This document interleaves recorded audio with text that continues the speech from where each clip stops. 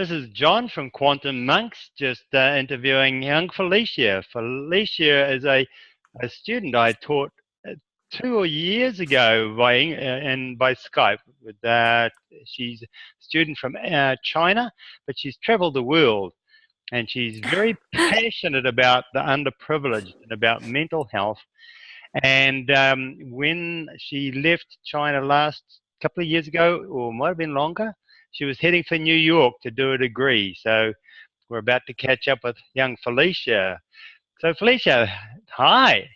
Hi, John. Great to see you again. That's great to see you. Me too. Great. Now, Felicia, yeah, like I said, last time I saw you, I spoke to you, you were heading for New York, and you'd actually were just starting your degree at that stage. Is that right? Yes, right. Wow, and you've completed it already. Right. I already finished my oral history master degree at Columbia University. Now I started my second master degree of counseling program in New York University, and my personal focus is trauma, like the war trauma and historical trauma. Yes, right. Wow. Tell me more. Well, let me just say. Well, let's just start and go back to your personal story a little bit about where you've come from, how you got to where you are, and then we're going to come back and investigate the trauma, your studies and your passion for following with the trauma. So great. Yeah. Okay, Felicia. Yeah, tell us where you come from and a bit of your background, a bit of your history. Okay. Your family history. I'm Chen. My Chinese name is Chen Wu. I come from China. My hometown is Hangzhou, south part of China. And why my personal interest is trauma, because my grandfather is a Chinese soldiers in the Second World War and also Civil War. So when I was a primary school student, my grandfather told me many stories of his friend who already died in the war field. Wow. And I started to have the compassion about those young people who didn't have opportunities to live their life. And it also opened my mind. I want to understand more personal stories, especially the stories of old generations. This is the reasons why I started to go in this journey. Wow, that's amazing. That's amazing. So you come from Guangzhou, and Hangzhou, and did you live with did your grandparents live with you? Did they? No, but before we lived in the same community. Okay.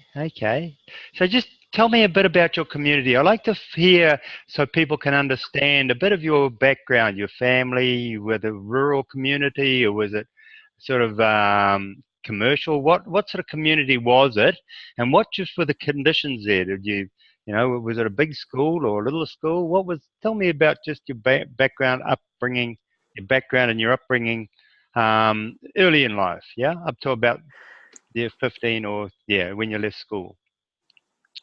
You mean my primary school? Yes, yeah. What was your early schooling like in your early life?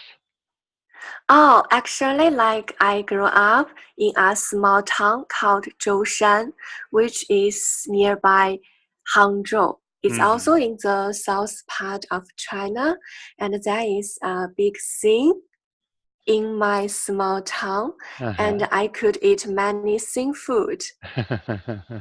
Yes, so I grew up with a group of friends, and we like to go fishing and go boating. Right. Yes, so it's not a big city, it's a small town. Good. So your family, what did your family do for a job? Oh, actually, my father was a journalist. Okay. So he also have curiosity to listen to other people's stories. Yeah. And he told me that he hope my life just like I can be a bird, fly into the different parts of the world to do whatever I want to do. Fantastic, fantastic. So you can be a bird, and from what I've seen, from my experience of you, is you've been traveling all over. So that's Yeah, fantastic. That's fantastic. Okay, and then so your father. So tell me a little bit about his. What was he as a journalist? Was he an investigative journalist? Was he? And that's in your small town. actually, like this is interesting. Like I remember when I was child, my Mm. father worked for a radio program, Yes. Good. and he has a special voice, and he likes to interview the people who Yes. are not so who are not public Right. figures, only ordinary peoples, but they have rich life stories. Yeah. Later, he works in newspapers in Hainan, which is like the southern part of China, Yes. and he went to different rural areas to interview the people's local villagers, Hmm. farmers, whose life was so different from ours. Right. Right. That's great. I can understand. That's sort of, yeah, I like to find people that have got rich stories but are quiet, a bit like you. And sounds like your dad. So maybe you'll start doing podcasting as well and find out this, because you do a lot of travel and you see a lot of people. Yeah, So you could do yeah. exactly the same thing. So that's marvelous. Actually, I did my first radio show program in Uganda. Cool. We'll have to team up. Actually, we'll have to team up. I've just teamed up with a young man in Vietnam. He's 21, and so he wants to start a podcasting course and podcasting in Vietnam. So we'll Oh, we'll have a whole team of young podcasters traveling the world and making a wow. difference. So that's great. So maybe when you're in Cambodia, you might be able to visit, and he'd love that. Good. So that's great. So your dad's got a background in journalism, and he told you to fly like the bird. Yeah, That's fantastic. Great. Okay, and tell me more from then. Okay, from leaving primary school or you're back. Tell me what was other interesting things about that time for you. You say you had your grandfather. He told you stories. yes, right. And actually, when he retired, Mm, he went to different province of China, right. tried to collect all the materials, stories of his friends in the wartime, Wow. and he helped to build a military museum. Wow. And he Wow. also published a book which Yes. is full of fantastic stories of that time. Wow. From his memories, I feel that like the word is not some abstract word which Mm, I learned from my high school history book. It's about human life.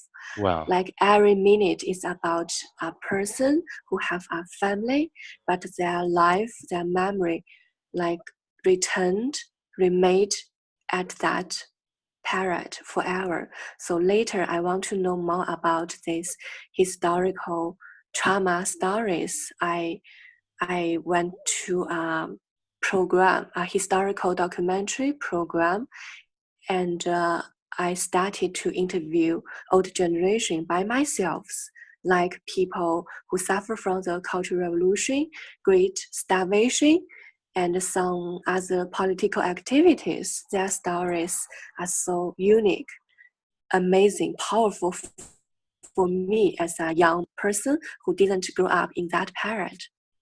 Wow, beautiful. Wow, amazing, amazing. So you express yourself so well, so much compassion and so much, yes, so much desire to get these stories out for people. That's beautiful. Really great. That's, that's great. Oh, Thanks. that's amazing. Cool. So carry on. Tell me more. Tell me more of, yeah, whatever you want to say, because I know you continued and you've been traveling with your compassion, with your desire to help people. So tell me more about that. Yeah, I want to show you my experience at Columbia because Hmm. my major is oral history. So it's Right. kind of like record people's stories, especially life stories. And I always ask questions from the childhood memories. Yeah. When I graduate, we need to finish several interviews with any groups. And it's so interesting. I went to a meeting of survivors of subway bombing in 1997 in New York. Wow. Wow. So, Okay. yeah, 1997. Wow. Way back then. yes, like the few people heard about it actually. When I went there, I realized that almost all members, all survivors, are African American. Ah. Yes, and one of my interviewee, she told me that when she was only 17 years old, she was a high school student and she was in the way to school, but the bombing happened, exploded, and she suffered from a series of surgeries. You know, Wow. like she have to got through from the skin surgeries, Okay. and So you got which is skin grafts so and things, yeah?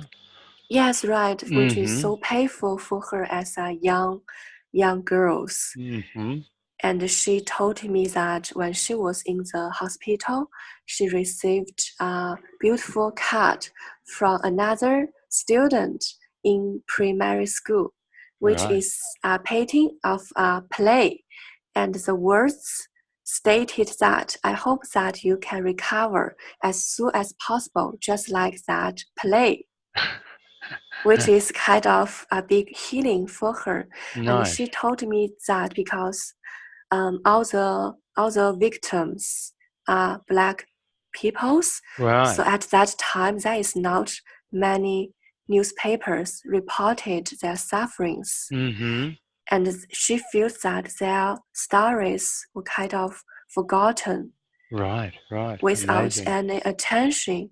So after I interviewed 3 survivors, I recorded their stories and I made an oral history exhibitions. The name is Savage, the Sound of Silence. And I invited, Subway. yes, like the Did you say not subway, save the sound of silence. Save the Sound of Silence? Yes, something like that. Okay. Sounds amazing. Yeah. Okay. Carry on. And I choose some paintings of African families and some beautiful paintings of African children's face, and also the paintings of that play. I put it together in my exhibitions at Columbia, and I invited all my interviewees and their communities to come. Wow. And actually, like my interviews, families, friends, and their children also come because it's like 20 years later. And my interviewee told me that it was after 20 years, it was the first time our stories, sufferings were being heard by public. So many people approached to us, and they told me something that is so beautiful.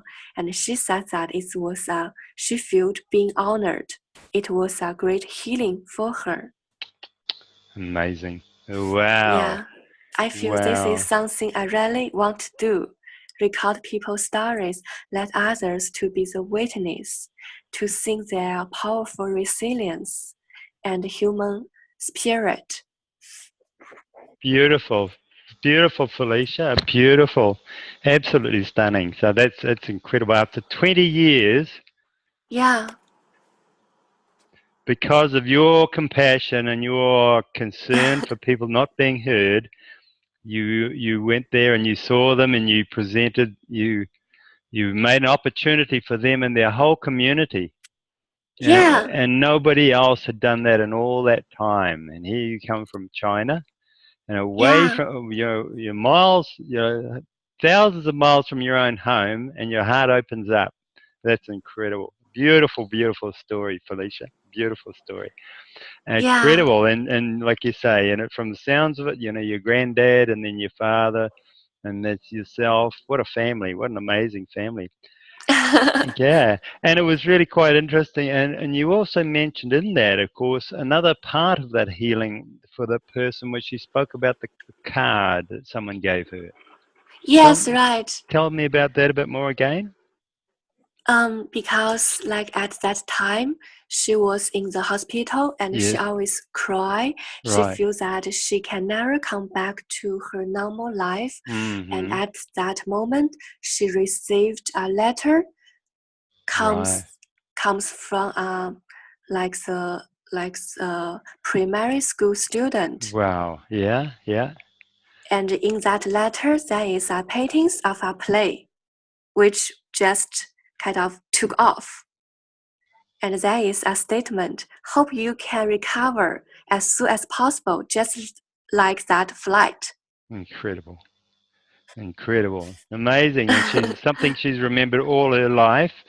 And then Yes, and that right. 20 years ago that something was that was a very small gesture by somebody else's part, but at the same time Yeah, it was a huge gesture for her with knowing that somebody actually cared about her. That's yeah, amazing, amazing. What a beautiful story, and I can see your whole passion about expressing oral history.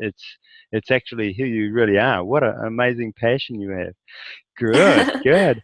That's great. So tell me more, because I know you actually did end up going to Africa at one stage there, and yeah, yes, right. but I don't want to jump the gun. So tell me the sequence of events when you're ready. Yeah. So what was Okay, so that was in fact that was prior to this current situation.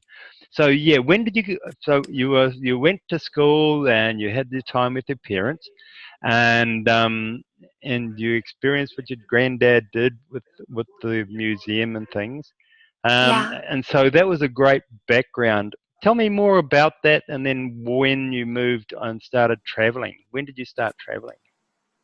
Actually, like um, like I traveled to Uganda in Mm-hmm. 2016, Yeah. and before I had no acknowledge about Uganda. Where is it? What happened in this country? I have Right. no idea at all. But Yeah. I saw a fellowship from Human Rights Department at Columbia, Yes. and I found that there is an organization called National Peace and Memory Documentation Center, and it Wow. required students to record people's stories, especially the Civil War survivors. When I read it, I feel, oh my God, Civil War, what happened? I I want to know more about it. So I fly to that unknown island after 27 hours of flight from New York to Uganda. I went there alone and I had no expectations, kind of afraid. How I old? feel, oh my God, How if old were you? terrorist group. How Because old were I, you at that stage? How old oh, were you? 26. Okay. Yes, but you know that I'm kind of adventure and I Yeah. didn't think about the consequences. I just want to fly without regret. But Mm. before I went to Uganda, I downloaded an app called International SOS. It Okay. reminds people about the dangerous situations of different countries, and I received a warning that said that terrorist groups will bomb the airport of Uganda, which I will go to. I feel so afraid. I pray, and later I feel my heart was peaceful. Right. And I realized that it's little chance of bombing at the airport. So I still go there. I spent 2 months in a local village called Kitgum in Uganda. Kitgum means peace. Uh-huh. But what happened in Uganda is that from 1986, the rebels called Lord's Resistance Army, So that rebel groups abducted more than 30,000 children in Uganda, Whoa. and those children were abducted as child soldiers. They were 30,000. first. Yes, many. You can check. I Mhm. don't remember specific numbers, but it's many.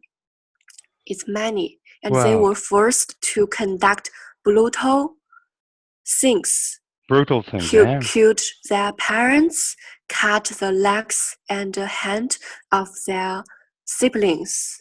Wow. Wow. Yes, to show their loyalty to the rebels. For the children, especially girls, they were forced to become sexual slavers. Sexual Or slave. maybe like the 6 wives of some older commanders of rebels, and they were raped again and again when they came back to their communities because they were regarded as dirty, so they will not be welcomed by their communities, cannot be integrated. Wow. So they were abducted and raped regularly, and then once they would try to return to their communities, they were seen as being dirty, so they weren't even accepted back in their own communities. Yes, in many situations, Wow. especially for child soldiers, because they are not only victims, they were also perpetrators. And for some communities, there is some traditional ceremonies like reconciliation commissions try to use some ceremonies like killing a sheep. Oh, killing a sheep. Okay. Sacrificing a sheep. Yeah, okay. Yes, right. So use the blood to clean the devil spirit.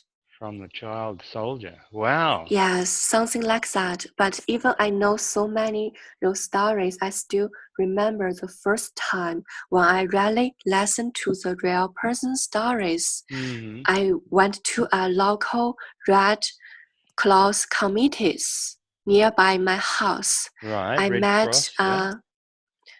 I met a local staff who is a middle-aged woman, kind of fat. Okay. And when I introduced myself, I told her that I come from China, blah, blah, blah. And she smiles, ha, ha, ha, ha, you come from China. And she just like other African women, are so open-minded, welcome, especially like Chinese outsiders, because I was only one in that village. And she feels so interesting to talk with me. And we eat green banana together with our hand. We laughed a lot. Later, when she asked me why I came here, I told her that actually I want to interview Civil War stories. At that moment, her face changed. I could feel some heavy things in her eyes. Right. I didn't understand why, but I know that something happened. So I transferred the topic. Later, when I came back home, 2 days later, I received an email from her. She said that, "Dear Chen, actually, I also was abducted when I was 8 years old. I want to tell you my life stories." Wow. She said that it was 1970 something, and at that night, the rebels came to my house, and they just forced to open the door. They catch me and my brother out, and my mother was kept inside, and the rebels checked my private part to check if I had the air in my private part in my body, the air. But yeah, air, like the hair, air. right? Okay, hair, yes, you reached puberty. Yeah, okay. Yes, hair but she said I was too young. I didn't have it. They want to rape me, but the commander told me to follow them, and they asked me and my brother to set a fire to my house. Wow. Wow. We have Wow. no options. My mother died. Oh, wow. Later, I went to the bush for 3 years with rebels. I was raped, but I was lucky I didn't have any babies. 3 years later, the rebels fought with government soldiers. I had the opportunities to escape. This is my story. Wow. You know why I read it? Because she was the real person I met, not a person from newspapers. And I just it's just so shocked for me. I don't know how to reply. It's so heavy, beyond my life experience. Yeah, wow. Wow. Felicia, that's incredible. And you're opening yourself up to the Yes. stories of these other people, and you've got an amazing empathy, and it's amazing that you can you're strong and you can allow that. How so do you feel you take the burden on, or you just allow the person? I mean, you're obviously affected by it, but can you let that go? And then my concern, I suppose, is that you would carry those. But I am aware that you've done, that's why you've just done a master's in oral history, because you really want these people to be able to speak their story. So, it's just amazing that you're Right. Wow, that you've chosen that path, and you've taken the professional qualifications to keep on that path. And well, you're just what an amazing person you are. Amazing I person. always feel that it was my honor to be a witness. Honor to be a witness. Oh, that's It's so beautiful. honored they are willing to open their deeply rooted heart to tell me their life stories. And I always feel they are so powerful beyond my imaginations. They always smile and told me that at least the war already ended. Everything can be better and better. And they hugged me. We danced together. We moved together. And they invited me to their houses. And when in Uganda, when it was raining, there is always no light, totally in the darkness, no electricity. Right. But they just accept it, and we talked. We talked closely. We laughed a lot. I feel that part of me also was released. I was so embraced with that part of myself. Wow. And I feel that like the tragedy, atrocities, sometimes not broken peoples, it's kind of clean their spirit, makes them become a even better person, a strong person beyond their beliefs. So you're thinking that sometimes the tragedies and the atrocities actually help them to become a better person beyond their belief, cleaner, and wow, that's incredible. So the hardships aren't necessarily things that are, well, hardships build spirit. Is that right? Hardships build a different strength and a different understanding in a person. Right. Like in the extreme situation sufferings, they cannot depend on themselves. They need to connect it with a broader world, a bigger self. Wow.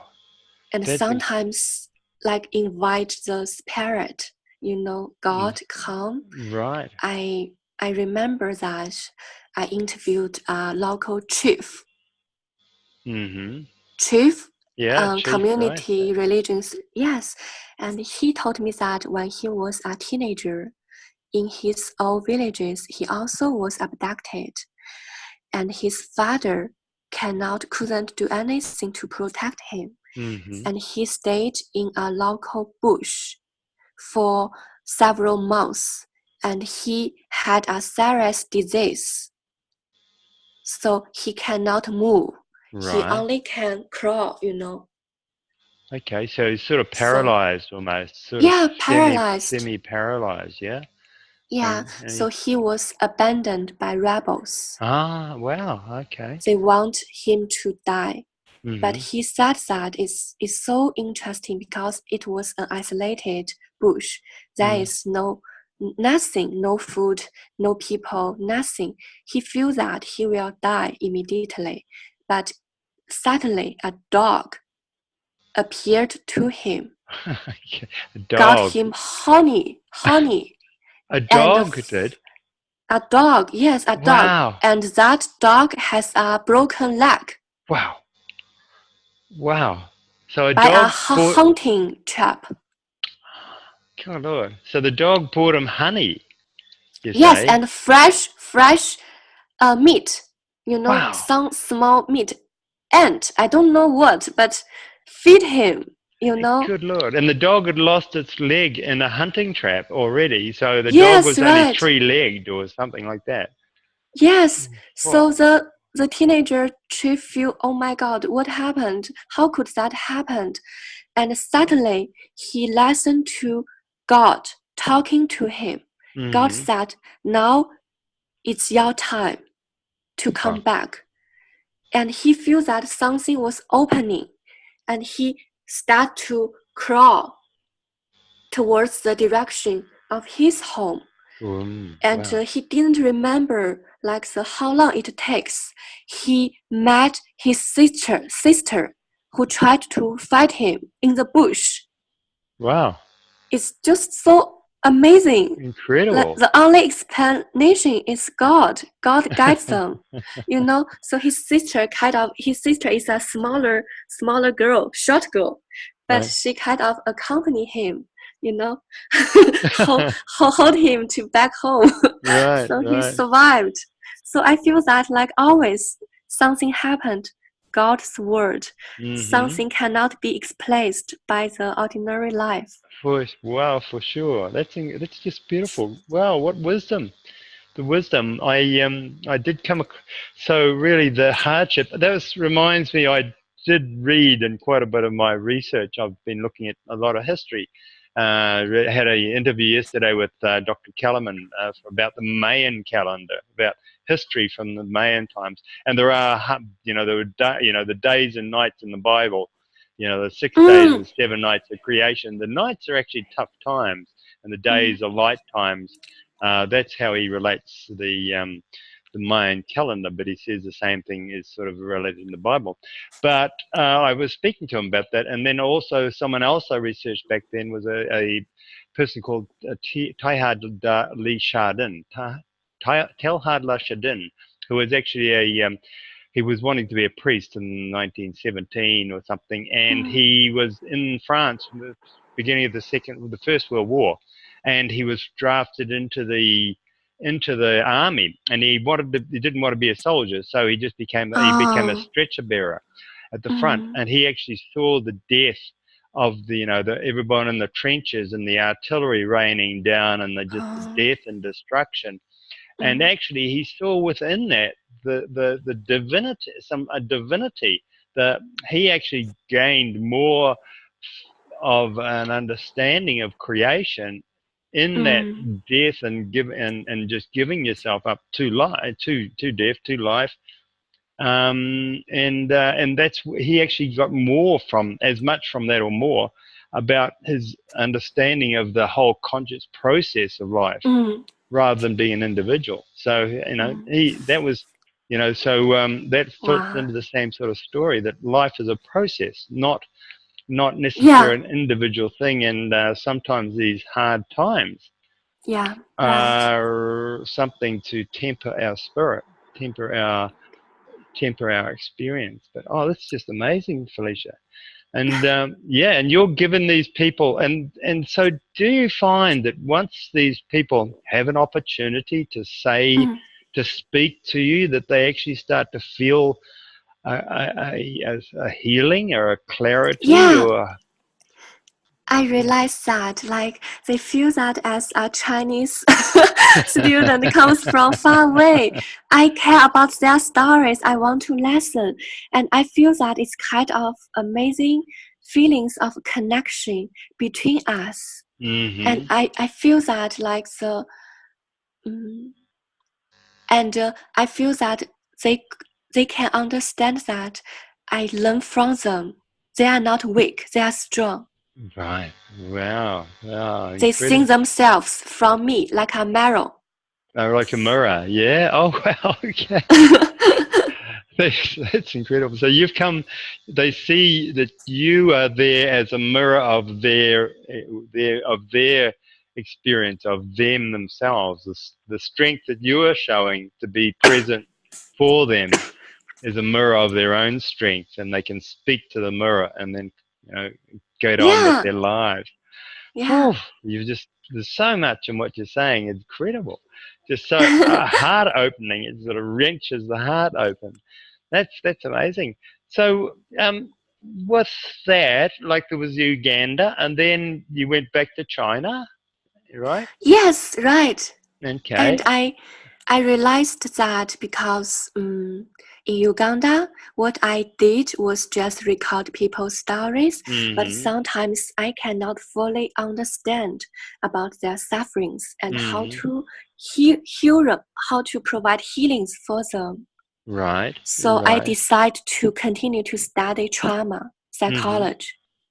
So when Psychology. I Yeah. come back to China, I applied New York University counseling program which focuses on trauma. Mm-hmm. I talked with the professor who was the founders of trauma psychology Right. associations. Wow. Yeah. Trauma Psychology Association. Okay. Yes, right, in US. So I learned many interesting classes like trauma case studies, trauma-informed play and drama therapy. Yeah. Whoa. Okay. Great. So trauma therapy, trauma drama. Did you say Play therapy, drama play therapy. play therapy? Oh, wow. Yeah. Awesome. That's great. You've so that's great. So you are going to you're going moving on to do more education, but it's to really build your whole what would you call it? You're creating your own little foundation of knowledge and of wisdom and of passion, aren't you?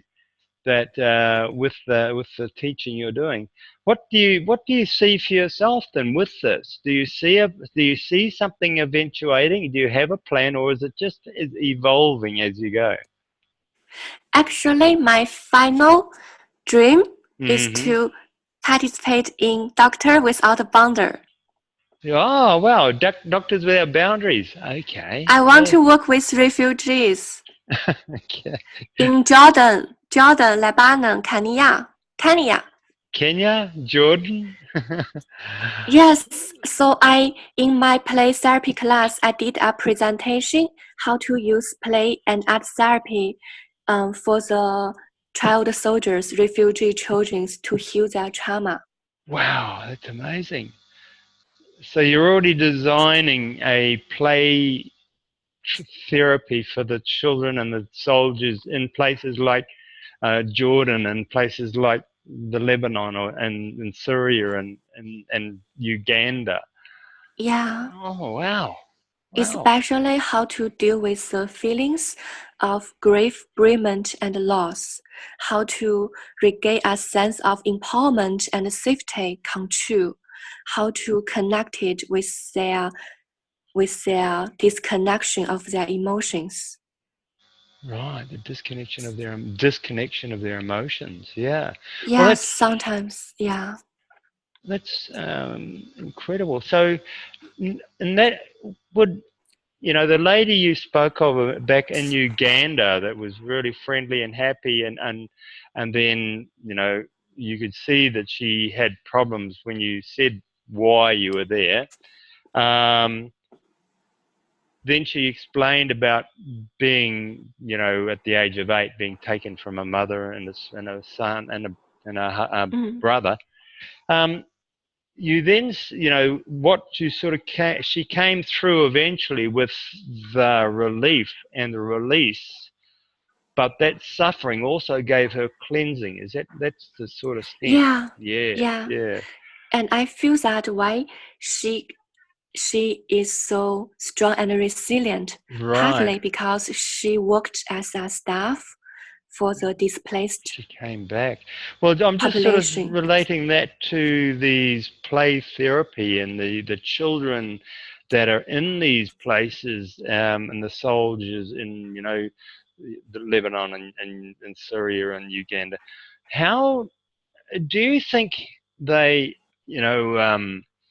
is there only a certain number of them that get a cleansing from that experience, or once they get the opportunity to speak about that experience, then they get a cleansing out of it?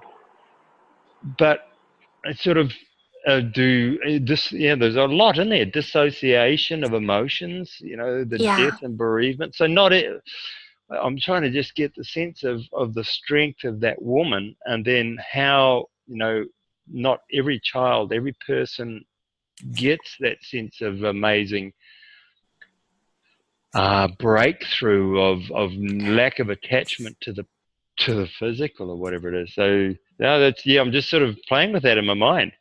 But yeah, it seems terrible because the whole of the Middle East and that North Africa area has been through really a massive trauma, hasn't it? And Yeah. death, and we've probably had it for about 10,000 years now.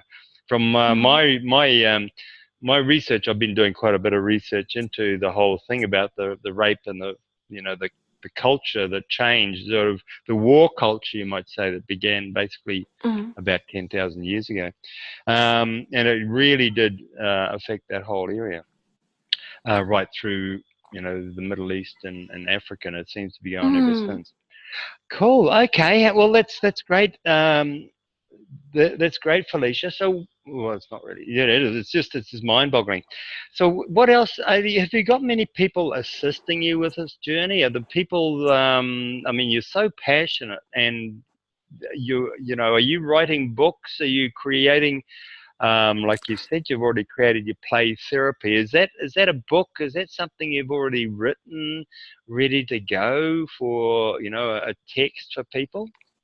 Have you created, a text for this that you've written to present to people or to present to the United Nations or something like Yes. Actually, when I come back from Uganda, I made 3 presentations to Human Rights Department. that? And Okay. also my church, my Right. Bible study groups. So I share many stories, and I also write blogs. So many of my Chinese friends read it, and they said that, oh my God, it's so impossible to read it.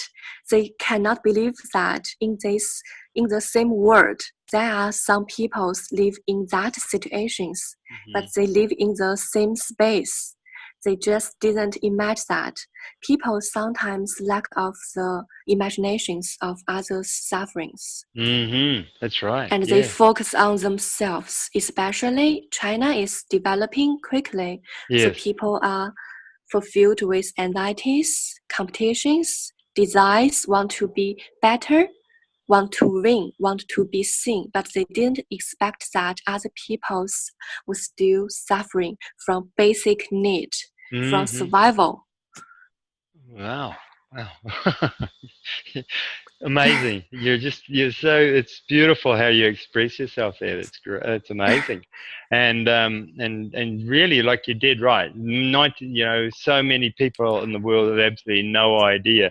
I was doing some of my research again, but with the changes in the planet, the climate changes at the moment as well. We have got immense number of people in those sort of countries that are going to be threatened with the deserts and things, and they're talking about billions of people, and yet many people in the Western world have absolutely no idea of what's going on in those countries. So so do you get it? Like you say, you write a blog, and do you write a blog how often do you write your blog? Do you do that often, or?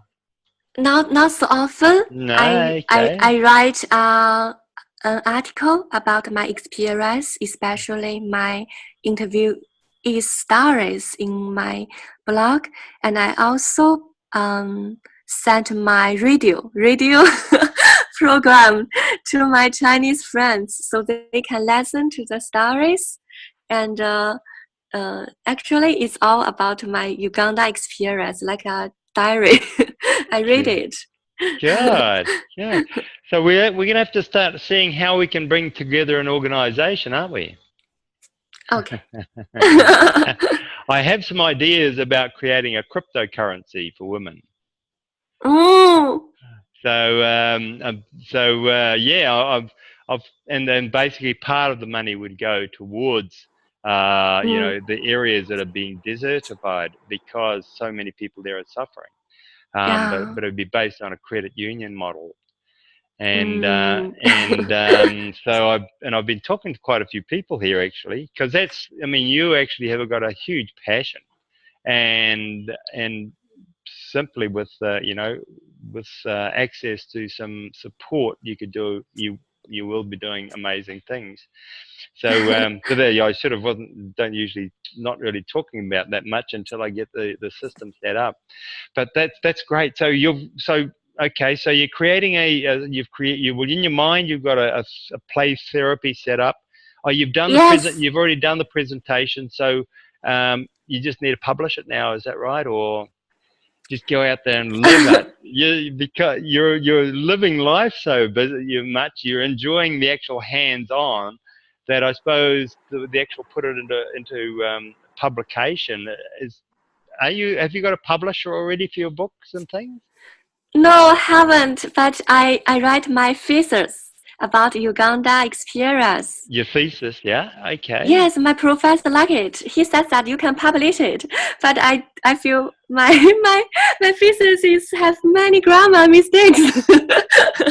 Oh well, if you want, send it to me. I'll fix it for you. We'll get Grammarly. Grammarly seems to fix it. So yeah, that's it. You've got that reticence. You've got so much to offer, and you're still so shy, and yet your passion is driving you. And so yeah, I'm a bit the same. I'd like to do these things, but I don't really want to be sort of the one that's sort of in the limelight. But you've done it now, so that's important to actually put it out there. Cool. Well, Felicia, that's great. So we're coming to the end of our time. We're getting on a bit. So tell me, Okay. what if for in your blog or for this podcast, what would you suggest to people out there?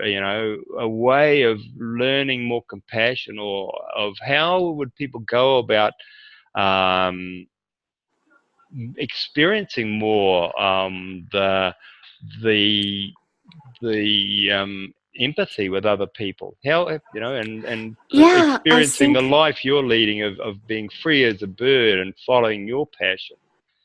like I remember I met a old Chinese guy who suffered a lot from the Cultural Revolution. Yes. He was a nuclear weapon researcher, but he lost everything, his beloved one and his reputation, everything, because of Cultural Revolution. But Wow. I remember he always smiled, and he believed that God still guide his life. And he told me that in his life, 3 important things was so important in his life. The first one is always have curiosity about unknown world. Always have curiosity about another world. Yes, unknown world. Unknown word. Yes, right. And also have the real beliefs for the beautiful human relationship. Okay, beautiful. Real beliefs for a beautiful human relationship. Yeah, beautiful. And last one is always have compassion for others' sufferings. Always have compassion for others' suffering. Felicia, it's just beautiful. So lovely to connect with you again. And yeah, me too. This is such a blessing for me, because I'm doing these podcasts and I really quite enjoy it. I'm meeting some amazing people. I did did one with a whale whisperer recently, who Oh, actually can talk with whales. And she's always was very lonely when she was a child, but she found that she could, communicate with animals. oh, So she's amazing in person and communicating by empathy, by heart energy. And then, a few of my people. So I seem to be finding these people. I'm thinking sometimes whether about doing these podcasts or not, but I can see it's really nice. well worth it. And especially giving people, like you go to Uganda to people, give people the opportunity to speak their truth, and it heals their whole lives. And you go to the Mm, subway victims in New York, and you provide a situation there that heals their lives and would impact the people around them as well. Hundreds of people anyway. So it's a great gift, the opportunity to be on radio, to give people the voice. So Felicia, thank you for this beautiful opportunity, and I really appreciate that. And so you're staying in New York now for another few years to complete your next part yes, of the I dream. need to continue to study for 2 years. So next semester, I will start to intern in an organization. The program is anti-trafficking. So I will And work with trafficker survivors. great. So if people want to contact you, they can contact me on my podcast or through my YouTube, and I'll put them in connection with Felicia. So no, that's great. So I'll just come back to you in a second. So don't go away, and Okay, I'll just say goodbye and talk soon. Bye bye for now. bye bye.